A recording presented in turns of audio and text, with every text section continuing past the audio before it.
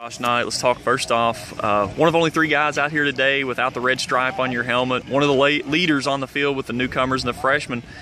Tell me a little bit about that, of being one of those guys that knows what's expected on a practice field and how important having that opportunity to be a leader for you here early in practice.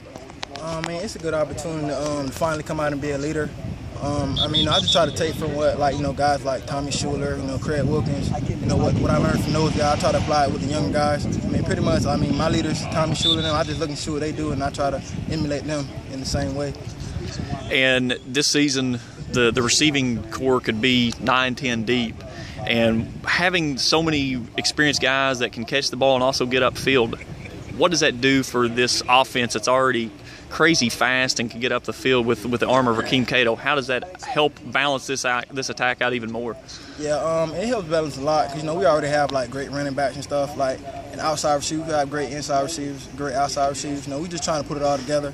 By the end of camp, and hopefully we can put it together by the time it's time for the season. Have a good run in the conference championship. For you, yesterday you worked out with the older guys. Today, working out with the new guys. Tell me the difference that you noticed in camp today, and what's the difference of what you, as a player, did yesterday as what you had to do today? Pretty much the difference is pretty much the speed. When you're being out there with guys like Daryl Roberts and Corey Tindall. Those are top-notch guys. Somehow have possibility of playing in the league. And, you just got to adjust what you do with them and, come out and do the same thing, even though it's I'm not going to say electrical competition because guys are still learning. So, you just got to do the same thing. It doesn't really change. You just come out and run hard and do the same thing you would do against, the older guys. Your competition levels, you talked about going up against guys like Swag D and now Corey Tindall, who's going to move out on a corner out of the nickel slot.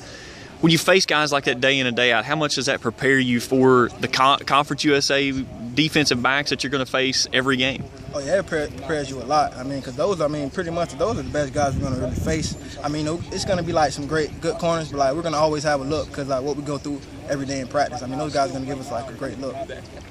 Today, the last day in helmets. Tomorrow, you go in shells. Still no contact, but what's the difference that you know from last season that you can bring into tomorrow's practice of what changes between the two whenever you go into the shells rather than just in helmets and shorts? Just physicality. The physicality level go ways up when it's in helmets, shoulder pads, a lot of pads popping and stuff like that.